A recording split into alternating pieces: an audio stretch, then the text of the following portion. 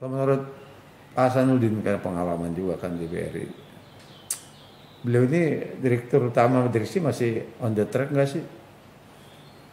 Selama ini saya amati terus, saya monitor kinerja. Saya selalu berpatokan pada kinerja, Kinerja Pak. ya. Ya, kinerjanya seperti apa ya.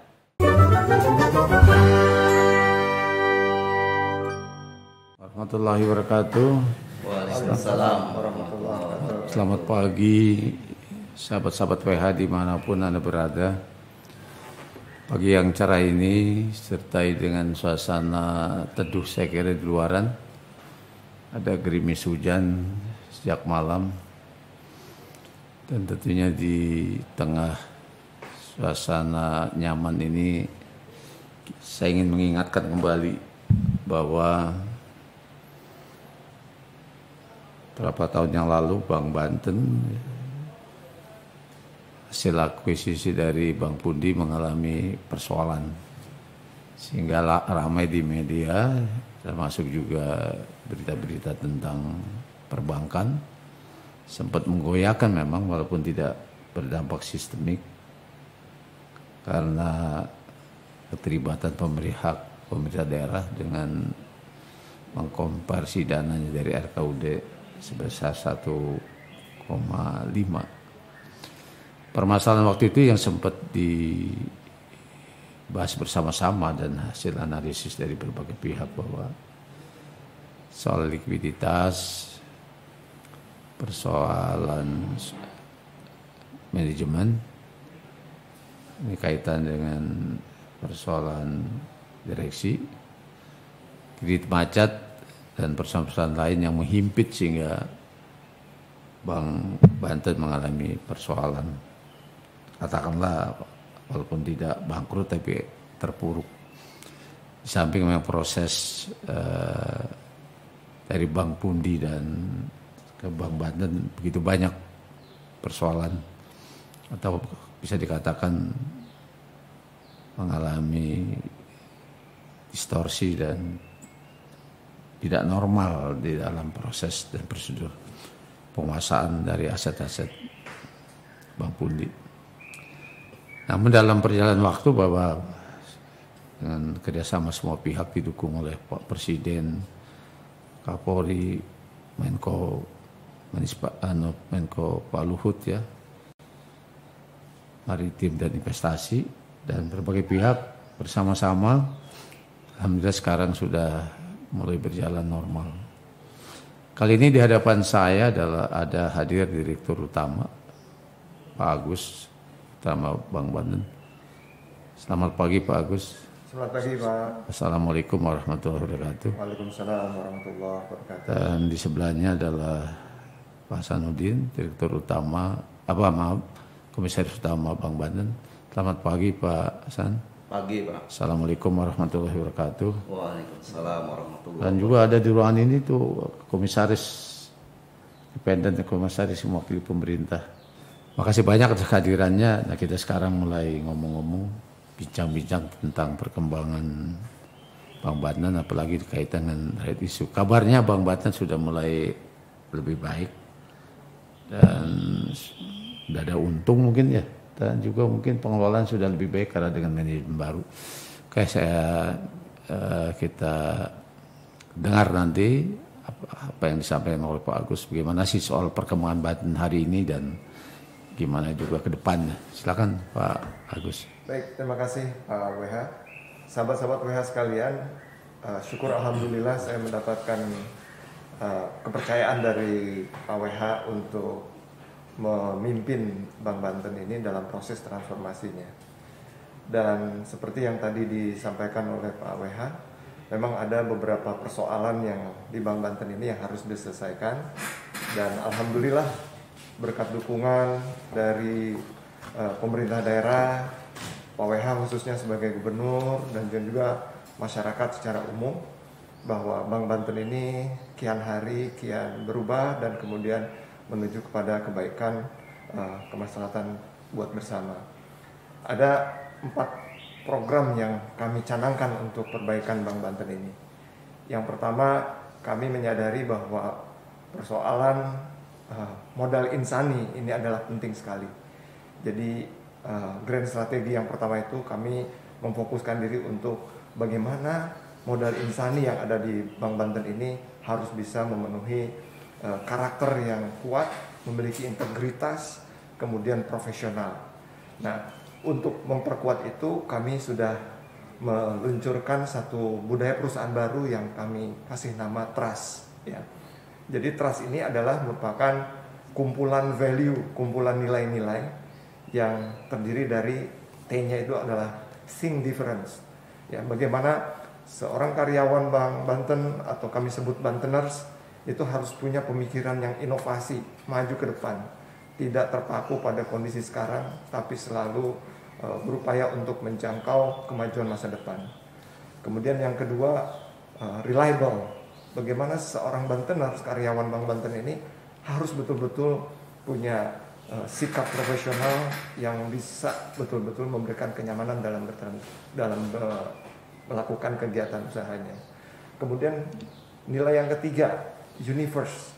Ya, universe ini adalah sebagai masyarakat Banten, tentunya kita juga harus memahami bahwa ada nilai-nilai universal, bahwa kehadiran Bank Banten ini harus menjadi rahmatan lil alamin juga, kemaslahatan bagi masyarakat Banten itu juga harus kita kembangkan. Kemudian nilai yang berikutnya adalah sustainable. Kami akan terus mengupayakan bagaimana Bank Banten ini bisa terus tumbuh ke depan untuk menjadi lokomotif kemajuan ekonomi Banten. Dan yang kelima adalah track, ya, bahwa setiap modal insani atau setiap Bantener, setiap karyawan Bank Banten harus bekerja secara on time, on specification, on budget. Semuanya harus comply dengan ketentuan. Nah, harapan kami dengan penguatan dari sisi ini, ya, maka orang-orang karyawan Bank Banten siap untuk rebuild the trust, reach the glory, untuk membangun kembali kepercayaan masyarakat dan mencapai kejayaannya. Nah, itu adalah grand strategi pertama, modal insani. Yang kedua, seperti tadi yang disampaikan juga oleh Pak WH, bahwa kami harus memperkuat dari sisi permodalan dan likuiditas. Alhamdulillah, hari ini kami dari sisi likuiditas sudah memiliki rasio-rasio yang bagus dari sisi ALDPK dan ALNCD-nya. Ya, bagaimana kami alat likuiditasnya dibandingkan dengan dana pihak ketiga dan kemudian juga non-core depositnya itu juga punya rasio yang di atas rasio yang ditentukan, ya. Artinya kami sudah cukup bagus. Nah, kemudian untuk penguatan permodalan, hari ini sampai dengan tanggal 21 kami masih melangsungkan right issue untuk penawaran umum terbatas, dan alhamdulillah mudah-mudahan juga bisa kami capai target ini. Jadi juga pada kesempatan ini saya menghimbau kepada seluruh masyarakat Banten dan juga masyarakat di Indonesia bahwa Bank Banten dengan ticker name BEX, ya, itu memiliki potensi untuk investasi jangka panjang bagi Bapak Ibu sekalian. Nah, kemudian yang ketiga, ya, kami refocusing target market. Sebagai upaya kami ingin fokus kepada captive market yang ada di Bank Banten ini yang nanti akan kita kembangkan. Nah, kemudian yang keempat, kami harus melakukan improvisasi pengembangan dari sisi layanan digital. Karena kami menyadari, apalagi di era pandemi kemarin ini, banyak memberikan pengajaran kepada kami bahwa layanan digital ini menjadi salah satu program yang harus betul-betul bisa dilaksanakan dengan baik. Nah, kira-kira 4 grand strategi itu yang kami kembangkan, sehingga kami juga sudah merencanakan bahwa di 2021 ini adalah sebagai foundation building, di 2022 nanti kami acceleration, di 2023 kami masuk ke dalam sustainable growth, dan di 2024 kami siap untuk menjadi market leader. Dan alhamdulillah Pak WH, triwulan 2 pendapatan bunga Bank Banten itu tadinya cuma 44 miliar, di triwulan 3 itu sudah tumbuh sekitar 170-an miliar, artinya sudah tumbuh sekitar 170-an persen. Kemudian dari sisi pendapatan komisinya juga, triwulan 2 itu bulan Maret itu cuma 4 miliar, di triwulan 3 sudah naik, ya, hampir 299%, yaitu sekitar 23-24 miliar. Artinya tren kami untuk memberikan pendapatan yang maksimal bagi Provinsi Banten ini, insya Allah bisa kita coba terus kembangkan lagi. Ya, jadi kira-kira itu gambaran sepintas KWH yang bisa saya sampaikan. Mudah-mudahan Bank Banten bisa segera mencapai tujuannya. Terima kasih. Value saya kira memang penting sebagai spirit untuk sebuah organisasi di mana-mana pun, mesti gimana kita bisa meningkatkan spiritualitas kita, spirit kita untuk membangun yang terbaik. Tadi bicara soal trust, sejauh mana sih kepercayaan masyarakat kepada Bank Banten sehari ini? Kira-kira apa yang bisa dijadikan indikator bahwa masyarakat udah percaya sama Bank Banten tuh? Seperti apa sih?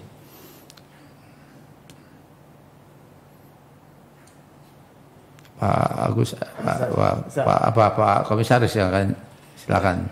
Baik, terima kasih Pak. Jadi memang kalau kita lihat perkembangan Bank Banten ini sangat growth-nya sangat bagus. Ini menunjukkan bahwa masyarakat sudah mulai percaya.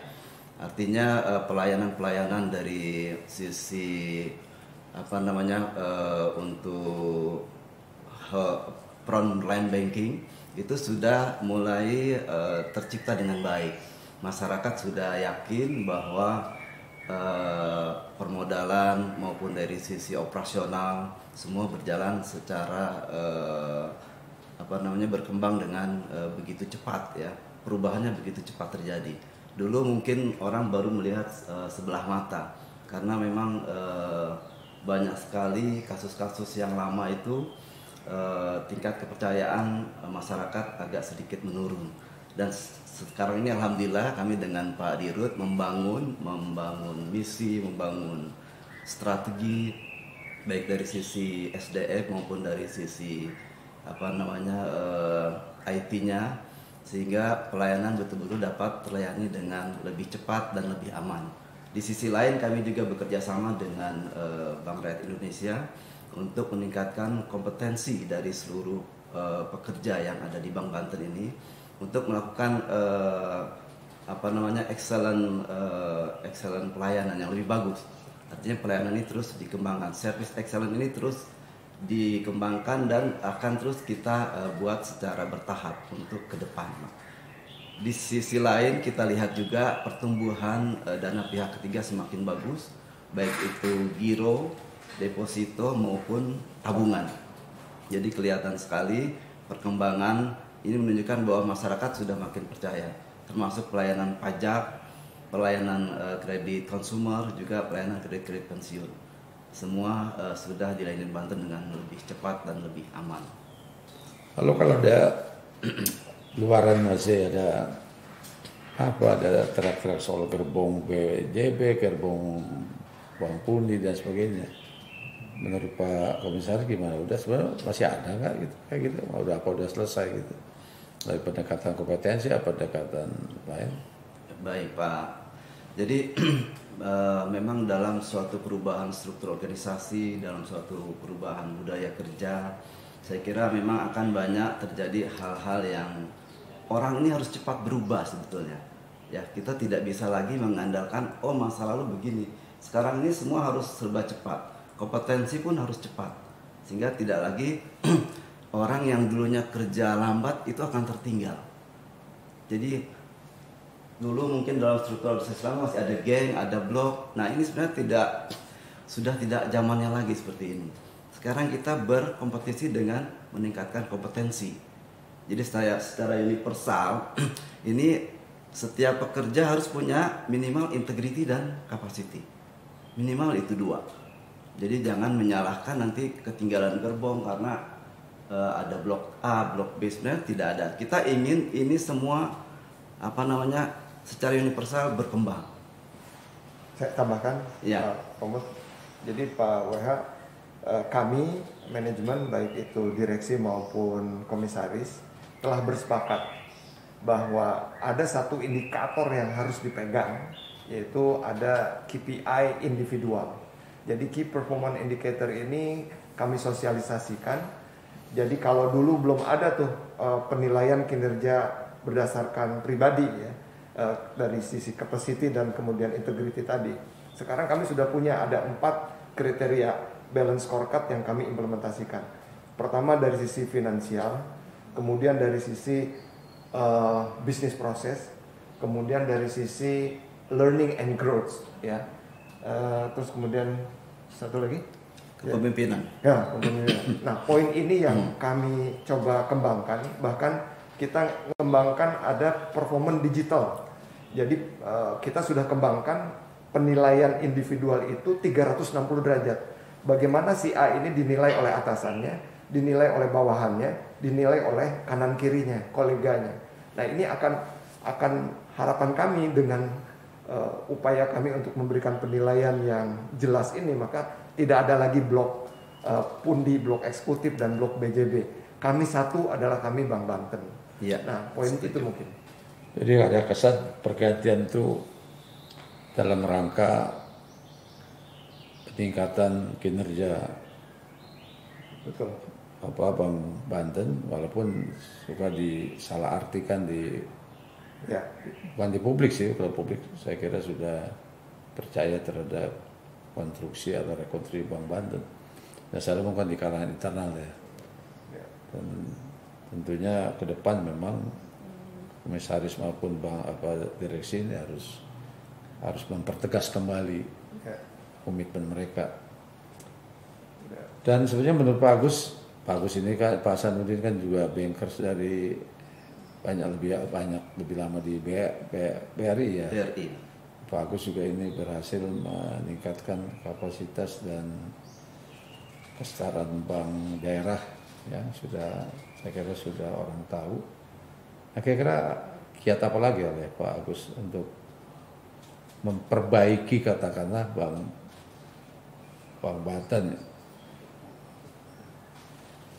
Banten ini? Silakan Pak Agus. Ya, jadi Pak Gubernur, maaf Pak WH, buat kami ya sebagai nakoda yang ada di Bank Banten ini, kami ingin sekali betul-betul menjadi badan usaha milik daerah yang memberikan kontribusi berarti bagi peningkatan penerimaan pendapatan asli daerah. Oleh karenanya, upaya kami untuk menuju ke sana itu, kami ingin sekali merajut sebuah ekosistem keuangan daerah.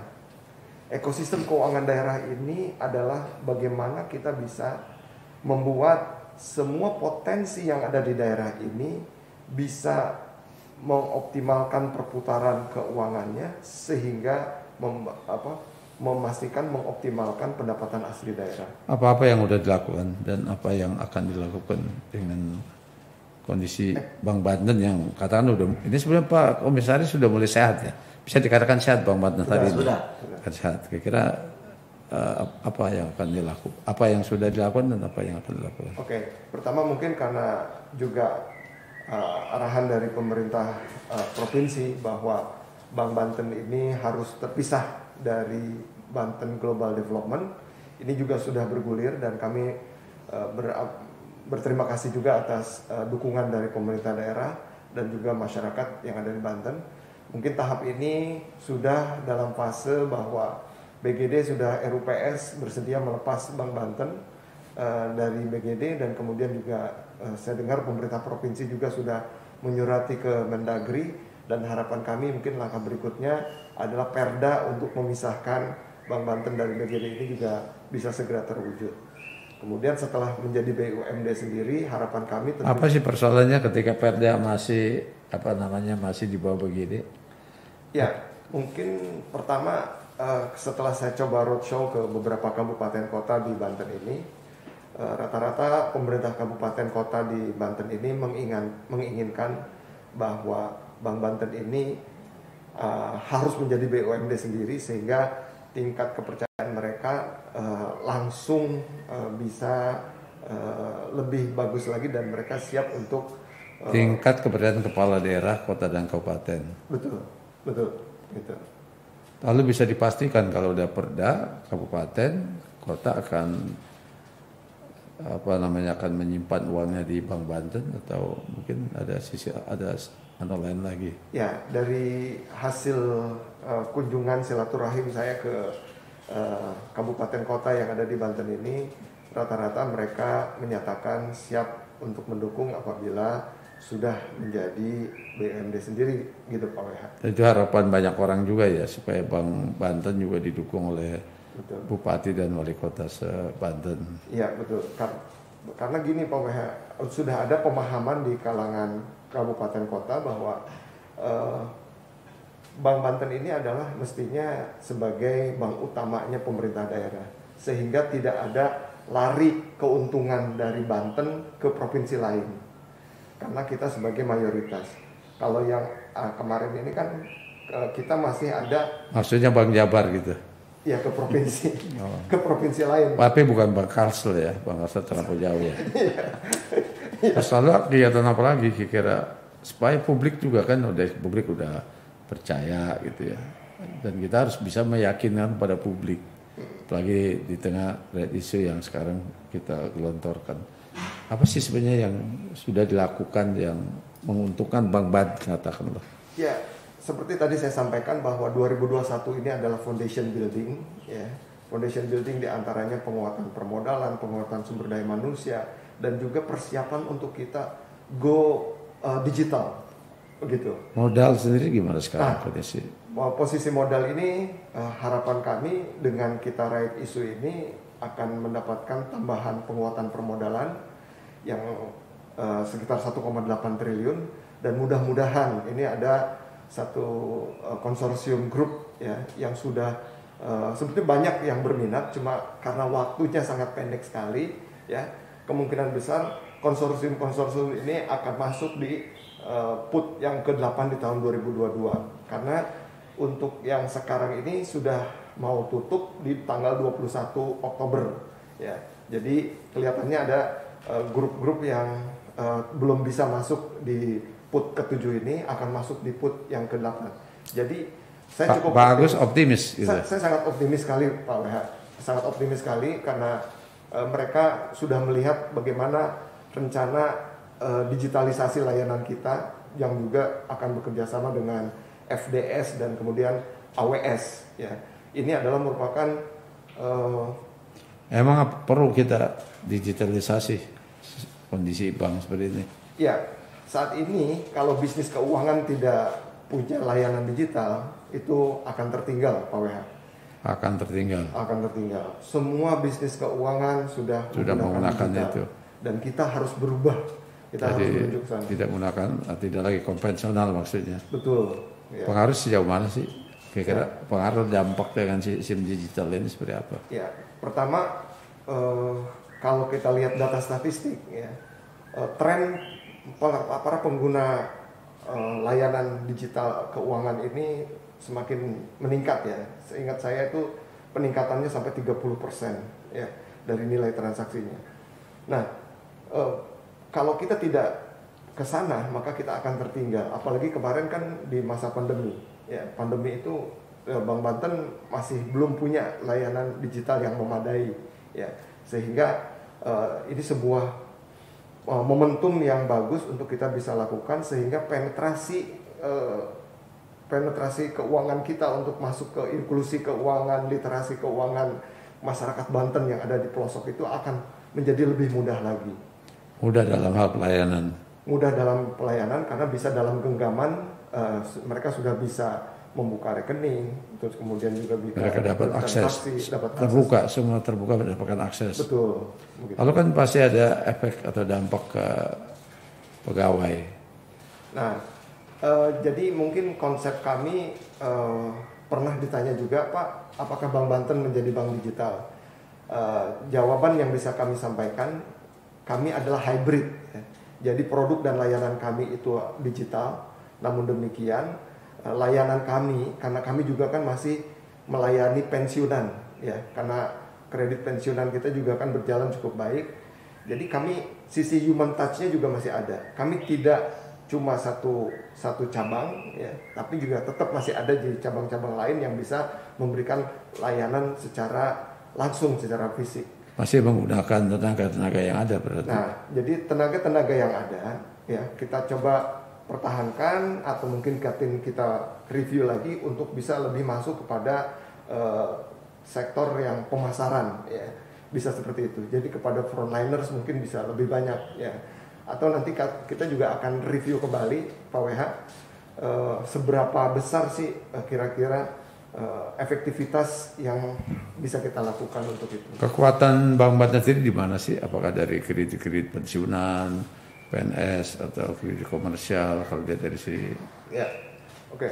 Jadi rencana pengembangan Bank Banten ke depan itu karena kami sudah punya captive marketnya itu adalah ASN yang di pemerintahan provinsi Pemda Banten ini ada sekitar 78.000 ya. Ini adalah merupakan captive market yang mau kita jaga. Nanti dari situ kita coba kembangkan ekosistem keuangannya ya. Misalnya seorang ASN ini pastikan banyak punya anak, kemudian anaknya itu membutuhkan mungkin ada untuk beasiswa atau untuk pendidikan, biaya pendidikan kami bisa memfasilitasi itu dengan mudah ya. Terus kemudian juga ada juga ASN yang mungkin persiapan pensiun mau mempersiapkan usaha, kami juga bekerja sama dengan BUMD yang ada di Provinsi Banten misalnya, mungkin buka lahan pertanian, kemudian mengembangkannya, dan kami bisa membiayai itu. Semua itu dibantu dengan layanan digitalisasi itu yang nanti kami kembangkan. Banyak juga yang menyarankan bahwa Bank Banten harusnya hati-hati kurangi biaya-biaya promosi atau juga langkah-langkah besar seperti misalnya kredit komersial dan sebagainya. Gimana menurut Pak Agus? Ya, belajar dari pengalaman yang lalu karena Bank Banten banyak yang terjatuh di kredit komersial, maka kami akan fokus kepada consumer. Namun demikian juga tidak menutup kemungkinan untuk mengembangkan kegiatan kredit yang produktif itu yang berbasis APBD. Misalnya pemerintah Banten mau membangun jalan tol, terus kemudian mau mengembangkan infrastruktur lainnya. Kami nanti bisa mengajak BPD lain untuk bersindikasi, ya, sehingga akhirnya bisa pembangunan di Banten itu bisa berjalan. Jadi proyek-proyek yang berbasis dari APBD kita akan prioritaskan. Kira-kira apa yang bisa kita hadirkan pada masyarakat, katakanlah para nasabah atau juga warga Banten? Ini loh bahwa Bank Banten sekarang udah seperti ini. Ya, di samping mereka memang terlampau berekspektasi pada Bank Banten, tapi mungkin juga yang tadi masih mikir ke Bank Banten dengan kita hadirkan siapa kalau saya nggak begitu hafal NPL-nya atau dan sebagainya. Menurut Pak Agus apa sih yang bisa kita, nih kebetulan kan sahabat gue lagi pada dengerin nih. Nah apa yang bisa, ayo nenek gue punya Bank Banten seperti ini. Ya, kita coba kita sampaikan kepada mereka. Oke, buat sahabat-sahabat WH, Bank Banten ini adalah bank orang Banten dan kemudian juga siap untuk menjadi bank yang ada di Republik ini, ya, yang sejajar dengan bank papan atas. Kami punya produk-produk yang bagus, ya, di antaranya ada produk tabungan Jawara, ya, ada produk tabungan Jawara bisnis, ada juga produk-produk lainnya yang itu sebetulnya bisa dimanfaatkan. Dan sayang kalau nggak dimanfaatkan karena dari sisi tingkat returnnya itu juga menarik, dan kemudian juga buat para pengusaha, ya, kita ada tabungan bisnis. Jadi kalau daripada mengendap di giro misalnya yang di tempat lain, bisa pindah ke tabungan bisnis Jawara, ya. Kemudian juga buat Bapak Ibu sekalian yang mau merencanakan pendidikan buat anak-anaknya, bisa nabung di tabungan Jawara yang ada di kita, dan itu bisa direncanakan. Tabungan Jawara, ya? Ya. Apa kira keuntungan buat si penabung? Ya, pertama, ya, kita ini adalah bank plat merah, ya, bank milik pemerintah daerah yang dijaga betul-betul oleh pemerintah. Tadi Pak WH sendiri sampaikan bahwa komitmen dari pemerintah pusat kepada Bank Banten ini sangat tinggi sekali, sehingga tidak boleh ada keraguan lagi terhadap Bank Banten ini. Karena dari sisi komitmen pemerintah pusat sampai pemerintah daerah terhadap Bank Banten ini sangat besar, dan kemudian juga dari sisi manajemennya juga kami sudah ditunjuk oleh pemerintah provinsi untuk mengelolanya dengan baik, ya, sehingga nggak usah ada keraguan lagi untuk berinvestasi menabung di Bank Banten ini. Dan kemudian juga dari sisi tingkat returnnya juga bagus, ya, tingkat returnnya lebih bagus deh pokoknya daripada bank-bank sebelah gitu. Jadi bank-bank lain kan juga menawarkan program-program yang menarik ya. Ya. Pasti kelebihannya Ya. program Jawara ini. Ya, pertama misalnya dari tingkat bagi hasilnya, ya, bunganya itu Bagi hasil lebih menarik, lebih tinggi. ya, dari yang lain.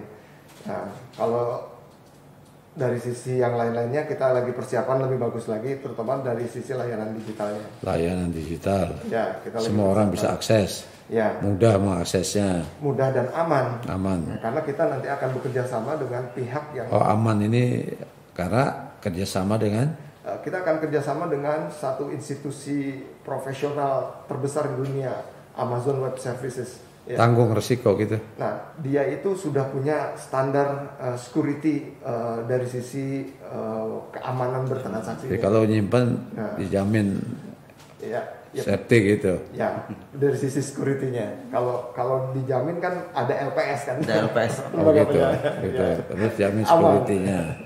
Ya. Ya, Terus apalagi kira-kira yang mungkin mana? saya tambahkan sedikit, Baik. Pak Duk. Jadi memang Bank Banten ini harus memperkuat sisi dana pihak ketiga, khususnya dana murah, Pak.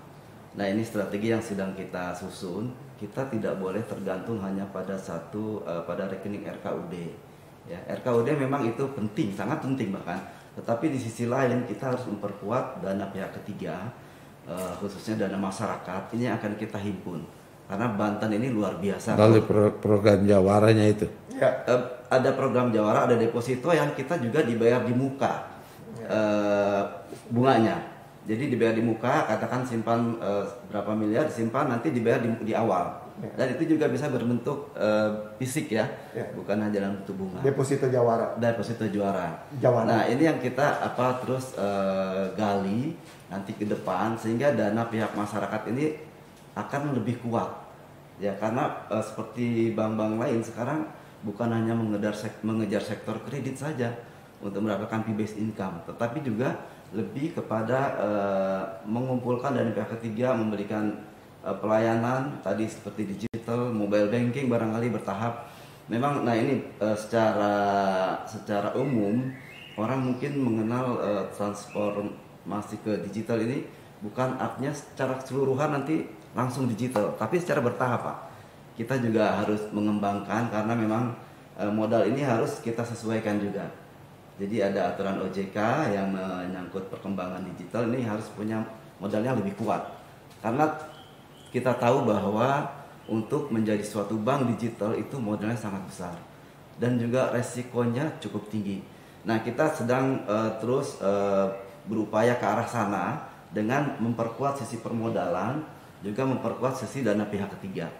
Jadi ini yang nanti terus kita pantau, kita kembangkan.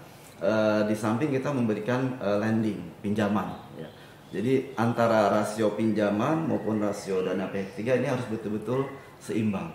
Tidak boleh pinjaman terlalu tinggi sementara dananya kurang. Ini akan bahaya. Jadi akan terus kita kembangkan kepercayaan tadi masyarakat, dan jangan khawatir bahwa kita tadi disampaikan Pak Agus, kita ini dijamin oleh LPS, Pak. Jadi berapapun dana yang ada di Bank Banten, nasabah simpan itu pasti dijamin oleh LPS. LPS. Ya, lembaga. Kan cuma 2 miliar kan? Dijamin. Lebih dari 2 miliar nggak ya, dijamin. Iya, sampai dengan 2 miliar, Pak. Dari masyarakat bisa. Ada nggak perlu khawatir. Tidak perlu khawatir, Pak, karena tadi dikatakan Pak Agus, kita ini bank plat merah lah, bank provinsi Banten. Banten sesuai dengan informasi terakhir perkembangannya tetap menjadi daerah yang menarik walaupun di tengah Covid 2020 investasi Banten sampai 62 triliun. Nomor 3 se-Indonesia. Jadi artinya investasi masih cukup tinggi banyak kegiatan-kegiatan di industri maupun di properti dan sebagainya. Semakin luas kayaknya, semakin banyak orang yang ekspansi untuk usaha di Banten. Kira-kira ini kan sebuah opportunity ya, sebuah peluang yang bisa ditangkap oleh Bang Banten. Apa sih yang ada dalam pikiran Komisaris dan Pak Agus melihat Banten sebenarnya masih daerah yang pertumbuhan ekonominya cukup tinggi? Ya Pak WH, kami memang mendasari itu. Kami menyadari bahwa sebelah utara Banten itu kan adalah industri ya. Kemudian ada pelabuhan, bandar udara. Kemudian di selatannya itu adalah pertanian dan pariwisata. Bahkan secara demografi itu kan kita ini adalah sebagai gateway penghubung antara Sumatera dengan Jawa. Artinya ditambah lagi pengembang-pengembang yang ada di Banten ini adalah pengembang papan atas semua. Banyak grup-grup yang bagus untuk kita bisa kembangkan. Melihat potensi inilah yang selalu saya sampaikan kepada para investor bahwa berarti sudah ada pendekatan. Sudah. Apa sih masalahnya ketika mereka udah dekati tapi mereka belum nyimpen dananya gitu ya? Belum. Sebetulnya sih sudah ada. Pak WH. Sudah. Seperti yang tadi disampaikan oleh Pak Komisaris Utama ya, bahwa saat ini kepercayaan masyarakat kepada Bank Banten ini sudah semakin bagus Di kalangan pengusaha. seluruh masyarakat. Dari sisi NOA ya, number of account dari tabungan itu meningkat Pak Gubernur ya, Cukup signifikan. dari sisi NOA-nya. Volumenya juga meningkat. Bahkan tadi rasio alat liquid dibandingkan dengan dana pihak ketiga dan kemudian non-core depositnya juga meningkat. Bahkan kami sudah menyampaikan bahwa kami tidak akan pernah pakai RKUD untuk ekspansi, dan itu sudah terbukti dari sejak bulan Mei sampai sekarang kami tidak pakai itu. Bahkan dana kita berlebihan ya, untuk kita bisa melakukan ekspansi lebih jauh. Dia ramai-ramai mengambil uangnya dari Bank Banten udah nggak lagi ya? Udah enggak Pak, malah pada nyimpen Pak. Sekarang malah datang berbondong-bondong nabung. Betul, produk tabungan jawaranya sama deposit jawaranya kan bagus. Cukup ya. Cukup Ya. tinggi kenaikannya. Kenaikannya bagus Pak Gubernur ya. Nah, Yang bisa ditangkap dari pendekatan selama ini ke investor atau para dunia usaha di Banten, apa persoalan lain kira-kira yang saya kira ada mungkin Pak WH, kalau kami melihat pertama dari sisi internal kami komit untuk menjalankan 4 grand strategi kami tadi ya. Kami akan tunjukkan kepada publik bahwa kita sudah berubah ya. sudah berubah? Ya.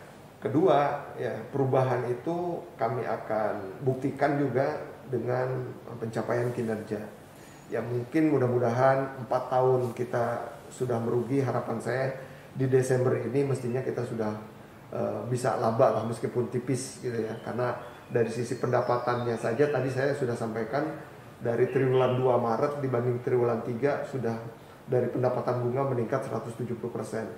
Dari sisi fee based income triwulan 2 itu cuma 4 miliar, di triwulan 3 itu udah meningkat sampai 299%. Artinya apa? Sudah kelihatan trennya, tinggal bagaimana kita bisa menutupi beban lama ya. Beban lama ini kita tutupi. Soal kredit macet gimana sih? Kredit macet yang memang waktu itu kan Ya. jadi persoalan. Ya. Nah, itu kredit macet ini adalah merupakan momok yang jadi prioritas untuk kita bereskan juga. Sudah banyak upaya-upaya yang kita lakukan. Ya. Apa persoalannya Pak Komisaris? Ya, jadi memang banyak sekali kalau saya pelajari kredit-kredit yang masa lalu ya sebetulnya ya. Warisan dari masa lalu, terutama memang petugas-petugas ini kurang sekali menerapkan asas prudensial banking, Pak. Jadi dari sisi analisis pinjaman, kemudian dari sisi jaminan, ya, kemudian dari sisi semua kegiatan ini mereka hanya pinjam, tapi secara administrasi dokumentasi tidak terkelola dengan baik, ya, sehingga akhirnya kita harus memperbaiki ini satu persatu, Pak. Nah, bisa dibilang kredit fiktif, Pak? Usahanya ada, Pak, tetapi memang secara dokumentasi tidak bagus, ya. Artinya secara untuk jaminan katakanlah misalnya ya, itu belum belum mengcover 100%. kita kan banking itu harus memiliki bargaining power yang kuat. Jaminan ini penting, Pak. Jadi ini sebagai second way out bila suatu waktu nasabah mungkin mengalami likuidasi atau mengalami kemerosotan. Nah, ini tetap harus kita persiapkan dokumentasi yang sangat kuat. Di sisi lain kita juga untuk memperbaiki NPL ini, terutama Direktur Bisnis Pak Agus ya, Dirut itu sudah langsung memetakan mana kira-kira yang masuk prioritas 1, prioritas 2, prioritas 3. Nah, kita juga selain itu bekerja sama dengan kejaksaan ya Pak Dirut. Kita sudah mulai membangun dengan kejaksaan juga dengan beberapa konsultan hukum untuk terus secara cepat ya kita akan memperbaiki NPL ini sehingga ke depan ini betul-betul sudah kita bisa berjalan dengan cepat. Artinya pinjam-pinjaman yang sehat, yang menghasilkan bunga yang bagus, ini bisa terus dikembangkan. Padahal sekarang lebih selektif. Betul, jadi sekarang ini betul-betul lebih selektif. Dari sisi SDM, Pak Agus juga sudah meningkatkan kompetensinya. Account officer yang ada di Bank Banten dididik terus. Mereka dikembangkan pemahamannya secara prudensial. Minat untuk pinjam tinggi nggak sekarang? Minat untuk pinjam misalnya? Minat peminjam sangat tinggi, Pak. Sangat tinggi. Sangat tinggi. Jadi baik dari sisi konsumer, pensiunan, komersial sebetulnya juga banyak ya masyarakat yang sudah menunggu-nunggu. Bank Banten dulu kan Bank Jabar termasuk andalannya adalah para PNS ya pensiunan. Potensi di situ ya. Iya. Jadi makin tinggi kecenderungannya semakin banyak orang yang mau pinjam ke bank. Lalu duit buat pinjamnya ada sih, punya nggak sih Bank Banten tuh kalau mereka berdiri datang minjam ke Bank Banten? Banyak. Cukup ada duit nggak sih? Banyak Pak. Banyak Pak, cukup. Banyak. Kita likuiditas kita tuh sekitar 1,8 triliun tuh udah 1 triliunan lah. Itu Bisa dipinjam. Di luar dari RKUD ya. 1 triliun tuh bisa kita buat ekspansi. Ya rutin itu. Udah saat ini seperti itu. Kalau boleh tahu ngomong-ngomong, anunya bunganya berapa sih kalau buat PNS pada pinjam? Rahasia tuh ya. Rahasia tuh datang aja deh. Pokoknya bagus aja. Bersaing lah. Bersaing. Kabar gembira buat teman-teman PNS yang suka tukang pinjam duit buat beli mobil dan sebagainya. Kadang-kadang cuma jangan buat kawin lagi nih. Baik, kita lihat sebentar bahwa podcast ini disponsori oleh kopi asli Banten, kopi WH. Ya. Coba yang ini mana nih? Kopinya mana nih? Baik, kita tadi sudah cukup banyak kita bincang-bincang terbang. Saya masih perlu penegasan Pak Agus dan Pak Komisaris soal kampanye kita kan lah, promosi kita kepada dunia usaha maupun rakyat Banten yang membuat mereka itu tertarik gitu. Jadi perlu ada apa sih performa kita selama ini? Apakah tadi kan soal NPL, soal kita punya kemampuan untuk pinjemin duit dan tentunya dana RKUD bahwa kita nggak pakai gitu ya. Apalagi sih kira-kira yang kita bisa jual katakanlah. Kita bisa promosikan Bank Banten untuk orang lebih percaya kepada Bank Banten. Di antara yang tadi kita bahas tuh sebetulnya mereka bagus. Gimana layanan digitalnya kok belum sih masih? Layanan digital. Ini lagi-lagi kembali ke layanan digital. Itu lagi. Kayaknya Direktur Utama memang selalu jadi penasaran juga nih sama layanan digital. Internet banking nggak ada Pak Agus. Kita kan udah zaman sekarang Pak, mau tagihan segala macam, invoice kan nggak bisa. Oke, sekarang udah mulai dirintis atau sudah mulai kan udah selesai proses lelangnya udah selesai. Ya, terus? Ya. Nah sekarang tinggal proses persiapannya nih ya. Jadi udah mulai nyusun. Kapan kira-kira startnya? Awal Januari 2022. Tahun Januari 2022. Ya, ini kan udah kita proses semuanya. Kita baru ngumumin aja udah diributin sekampung. Jadi bank ini selama ini konvensional ya? Waduh. Nggak modern itu. Zamanku udah gigit besi Pak Gubernur. Gimana tuh Pak? Pak Iya. Komisaris komentarnya. Benar. Iya, betul Pak. Jadi apa namanya ya, perkembangan teknologi itu kan sekarang sangat cepat ya. Masyarakat itu sekarang sudah tidak lagi mau bercapek-capek datang ke counter ya, ke teller itu. Itu kan selain makan waktu juga makan biaya ya. Orang sekarang tinggal klik-klik mobile banking, mau transfer, mau apa namanya tarik uang ya di ATM bisa lewat handphone itu.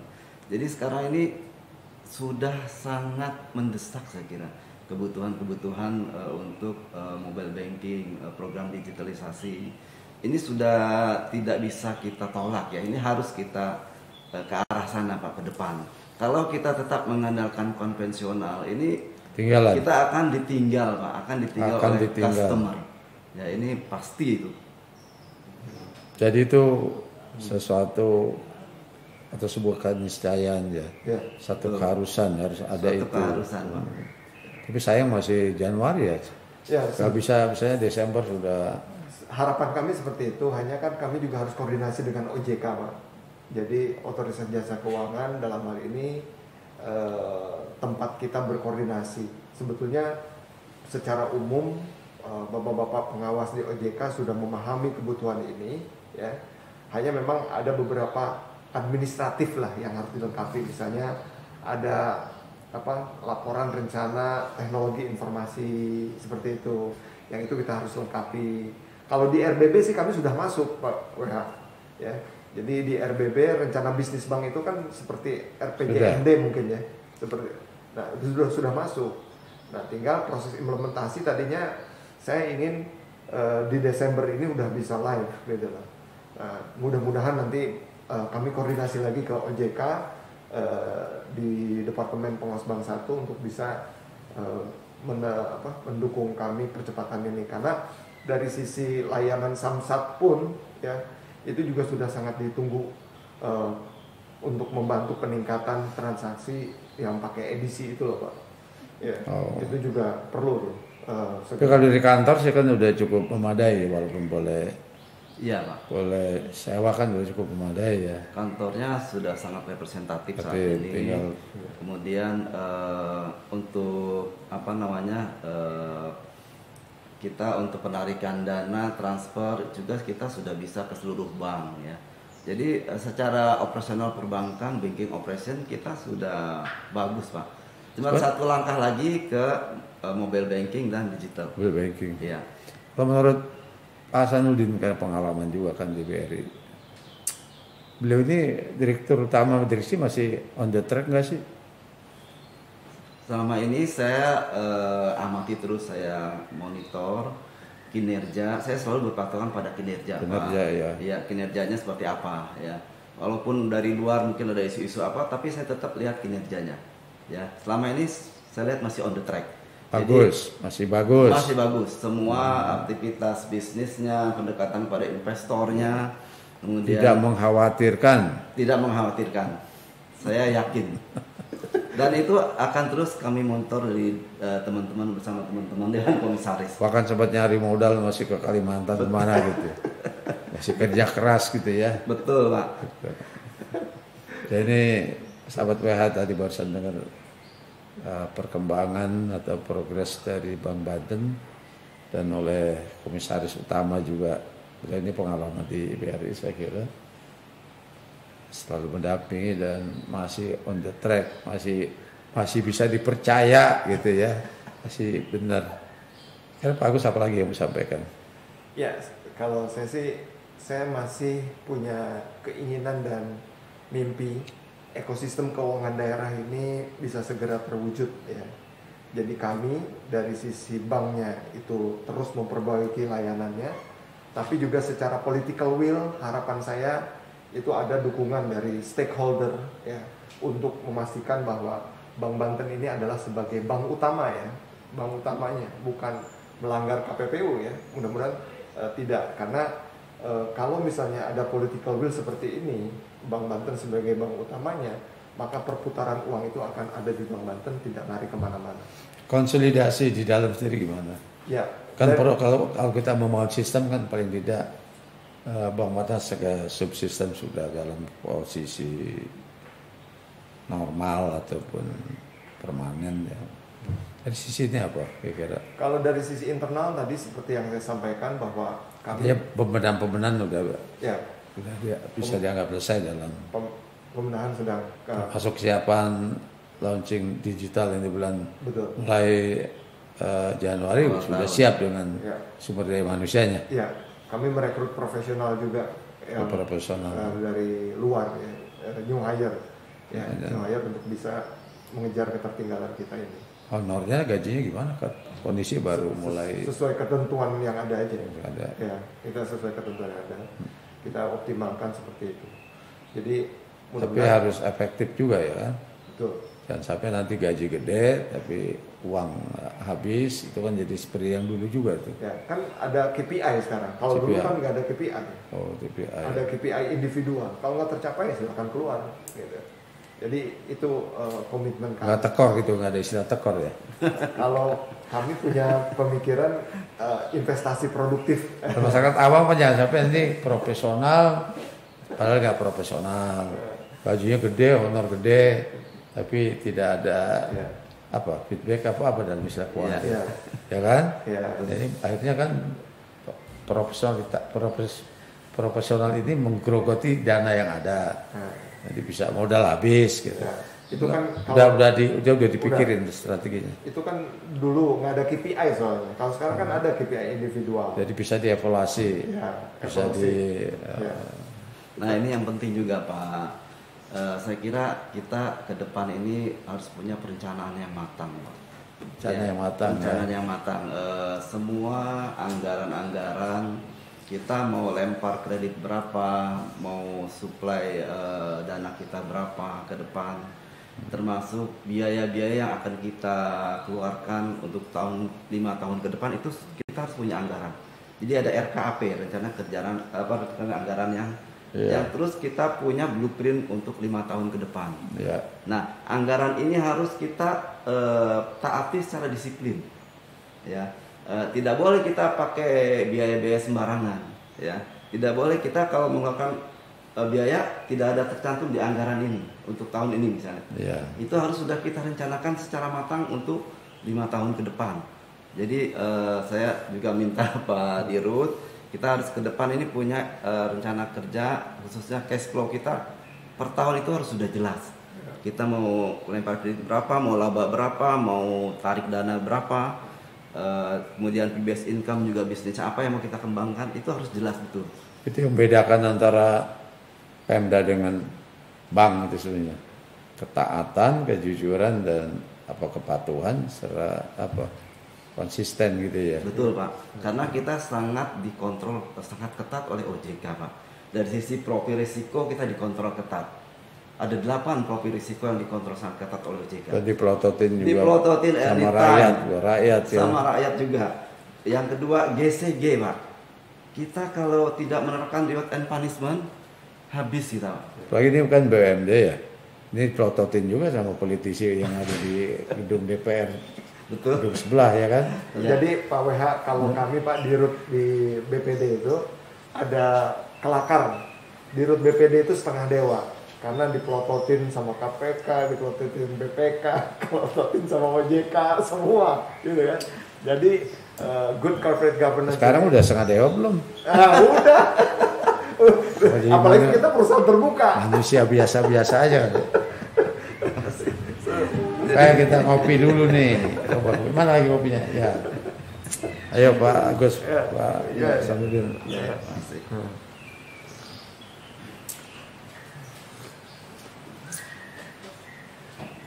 Ini kopi WH spesial ya. Kopi WH memang mantap. Wah, mantap ini. Asli Banten. Kan main. Pas. Bisa lama nih podcast ini. Jadi kembali lagi Pak Gom ini sambil ngopi ya. Tadi OJK itu memang kontrol dari seluruh sisi Pak. Dari sisi profil risiko, dari good corporate governance, dari sisi permodalan, dari sisi rentabilitas. Jadi tidak ada yang tidak dimonitor. Dan ini sangat ketat sekali kontrol. Bagus. Karena pemegang lahan dia langsung gubernur kan nggak sempet. Masih ada OJK yang rada galakan dikit. Sekarang lagi lagi apa ya? Lagi red issue kan ya? Iya, betul. Gimana sih? Sampai hari ini kayak perkembangan seperti apa? Nah, silakan Pak Dirut nih. Ya, alhamdulillah tadi saya sudah sampaikan sedikit di depan bahwa respon dari konsorsium investor itu sangat besar sekali. Kalau bisa saya katakan tuh, ya konsorsium besar itu melihat potensi Bank Banten ke depan, ya. Karena apa? Mereka melihat ada 27 BPD di Indonesia, kemudian yang sudah go public itu baru 3, yaitu BJBR, kemudian BJTM, dan kemudian BEX. BEX ini adalah Banten. Mereka melihat bahwa BJBR itu harganya udah sekitar 1.600-an, kemudian BJTM itu sekitar 500-an. BEX ini masih sekitar 100 rupiahan per lembar saham. Bahkan untuk right issue ini cuma Rp77 per lembar saham. 77. Ya, mereka melihat jika dibandingkan dengan potensi daerah, tadi Pak WH sendiri mengatakan bahwa investasi ke Banten ini 62 triliun, Pak. Ya, ketiga terbesar di Indonesia. Artinya apa? Pertumbuhan ekonominya juga kalau nggak salah 8,8 di atas. 8,9%. Nah, 8,9% di atas dari nasional. Mereka melihat bahwa Banten ini potensinya besar sekali dan harganya masih di bawah. Jadi apa istilah investor tuh cuannya masih banyak gitu Pak WH. Ya. Optimis kan tuh dengan angka 70% ya, 77 rupiah. Iya. Ya, insya Allah ya. Cuma kemarin ini karena masalah timing ya, waktunya sangat mepet. Jadi konsorsium itu banyak yang nggak sempet lagi nih waktunya karena harus ke OJK dan sebagainya ya. Nah, mudah-mudahan di minggu ini, minggu terakhir kita red issue, sudah ada satu grup besar yang bersedia untuk mempersiapkan dananya untuk masuk ke kita sebagai investor yang bisa mendukung Bank Banten ke depan. Nah, mungkin itu yang kenapa 70? Kenapa nggak 500 kalian? Enggak, sekarang kan kita ada KJPP yang menilai. Kajian. Jadi ada pihak Kita baru kuat independen, pihak independen yang menilai bahwa value kita tuh ada di Rp81 sebetulnya. Rp81. Tapi kita melihat bahwa di market itu di angka 77 karena sesuai. Ini hari keberapa ya, red issue? Ini hari ketiga. Jadi cuma 5 hari kita harus ngumpulin 1,8 triliun gitu. Dan mudah-mudahan ini bisa kita capai. Jadi masih ada waktu hari ini 5 hari untuk kumpulkan 1,8. Ya. Optimis tuh. Insya Allah. Mohon doanya dan juga dukungan dari semua Lagi masyarakat. buat masyarakat, buat investor apa sih masih malu-malu untuk beli saham itu apa persoalannya? Ya mungkin ini kan kondisi Banten udah maju, berkembang, investasi dan sebagainya. Tidak ada alasan lagi ya. Anunya manajemen juga udah visioner. Betul. Bahkan kata komisaris tadi bisa dipercaya. Iya. Buat kita dana untuk kita pinjaman juga masih cukup. Apa lagi sebenarnya? Betul. Sebetulnya apa kira-kira yang masih membuat itu ragu-ragu kalau menurut Pak Komisaris? Ya, saya mungkin kasih gambaran dulu ya. Sekarang ini saatnya yang bagus untuk kita beli saham sebetulnya. Jadi kalau kita lihat pergerakan harga saham termasuk IHSG itu trennya makin naik. Sekarang sudah 6.600-an.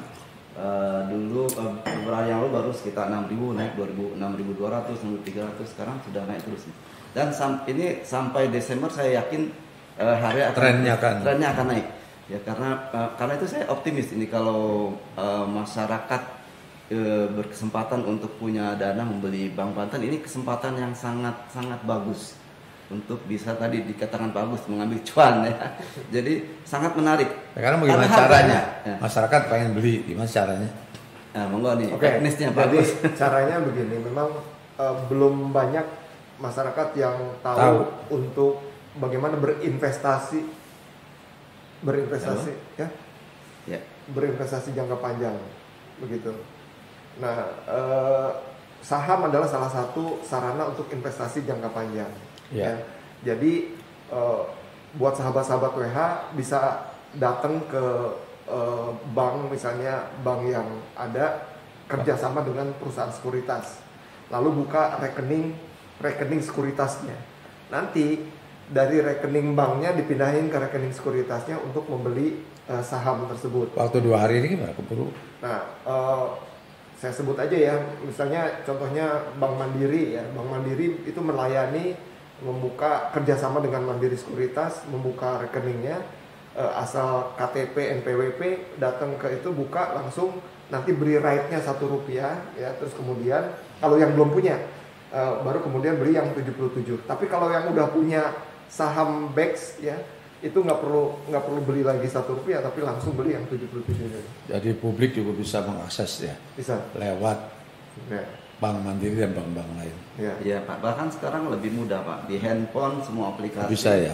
Untuk beli saham itu misalnya sekuritas Dana Reksa, sekuritas Trimegah, itu sudah semua by handphone. Jadi anak-anak muda ini sekarang trennya sudah main saham Pak.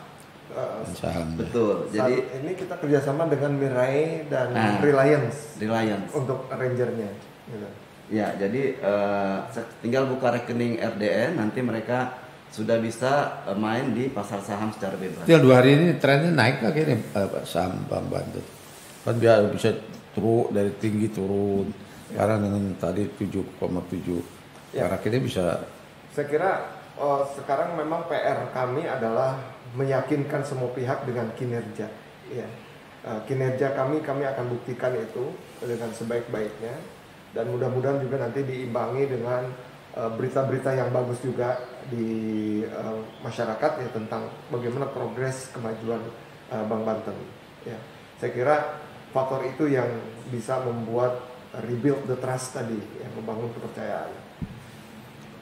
Saya kira cukup menarik dan kita kayaknya nggak bakal lihat waktu sampai jam berapa ini, memang nggak ada batasannya ya. Cuma saya kira ini diskusi atau obrolan yang semakin menarik. Tapi sementara saya kira informasi ini cukup buat publik ya, buat masyarakat. Terakhir ada closing statement dari Pak Komisaris maupun Pak Agus, Direktur Utama, yang membuat mereka itu yakin gitu, percaya banget, percaya kepada Bank Banten. Silakan, apa yang disampaikan? Jadi buat sahabat WH dan seluruh masyarakat Banten, yakin dan percaya sepenuhnya bahwa Bank Banten ini akan terus maju dan kita akan terus kembangkan semua kebutuhan masyarakat, baik itu simpanan, pinjaman maupun pelayanan yang excellent. Jadi jangan khawatir, sekali lagi kita tidak akan pernah diam untuk terus memacu, mengembangkan bisnis, mengembangkan kepercayaan ya, khususnya trust tadi yang disampaikan Pak Agus. Jadi mengembangkan kepercayaan ini yang menjadi modal kita ke depan. Ya. Agus, kalian. Ya, sahabat-sahabat WH sekalian, Bank Banten adalah bank kita semua. Jadi harapan saya, mari dukung dengan hal yang kecil, yaitu dengan misalnya membuka rekening tabungan.